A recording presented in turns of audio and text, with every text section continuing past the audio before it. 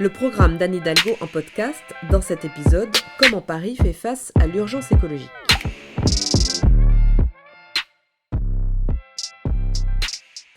Il nous reste 10 ans pour agir. À Paris, nous avons déjà fait de grands pas grâce à un plan climat ambitieux qui nous a permis de réduire de 25% notre empreinte carbone en 15 ans.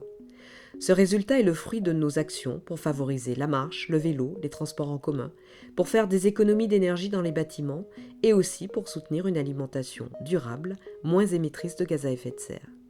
Notre objectif est clair, accélérer la réduction des émissions de CO2 et atteindre la neutralité carbone en 2050.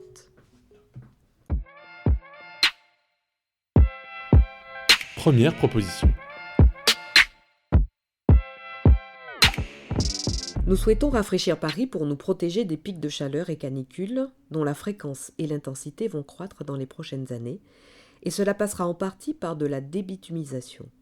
Des forêts urbaines seront aménagées sur le parvis de l'Hôtel de Ville, à la gare de Lyon, derrière l'Opéra, et de nouveaux parcs verront le jour, notamment dans le 15e en remplacement de l'héliport. Des miroirs d'eau, des fontaines ouvertes à la baignade seront installées. Les Parisiennes et les Parisiens pourront même bientôt se baigner dans le canal Saint-Martin et dans la Seine.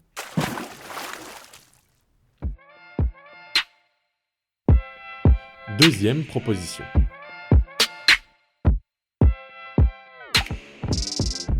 Lutter contre toutes les pollutions reste un de nos combats majeurs. Notre objectif, sortir du diesel en 2024 et du thermique en 2030, et à partir de cette date, seules les voitures les moins polluantes pourront circuler dans Paris. Les arrondissements de Paris seront de nouveau des quartiers apaisés. Bye bye les rues trop bruyantes. Bonjour les piétonisations le week-end. Tous les abords des écoles seront piétonisés aux heures d'entrée et de sortie des élèves. Pour soutenir les déplacements les plus vertueux, nous créerons un pass Navigo, support unique pour tous les modes de transport, qui permettra d'accéder au transport en commun, mais aussi au Vélib, ainsi qu'à la location de vélos, trottinettes, scooters électriques ou encore l'autopartage et le covoiturage. Troisième proposition.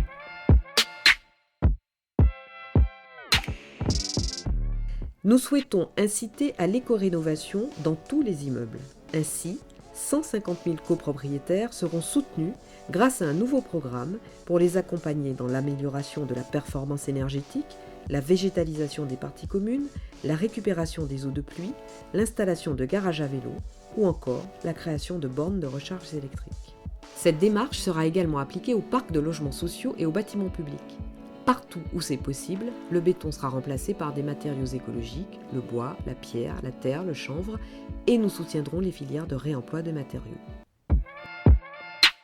Quatrième proposition.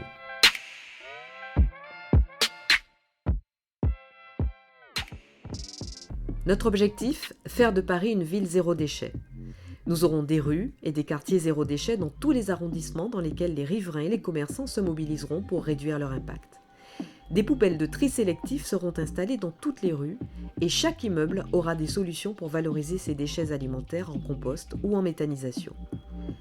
Nous fixons l'objectif zéro plastique à usage unique en 2024 et pour cela, la ville donnera l'exemple dans ses cantines, dans les événements qu'elle organise et avec des Jeux Olympiques de Paris, zéro plastique jetable.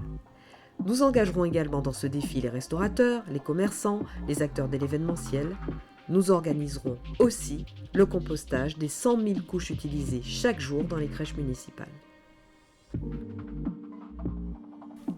Passez à l'épisode suivant pour découvrir nos propositions sur une autre thématique et rendez-vous sur le site internet annehidalgo2020.com pour découvrir l'intégralité de notre programme.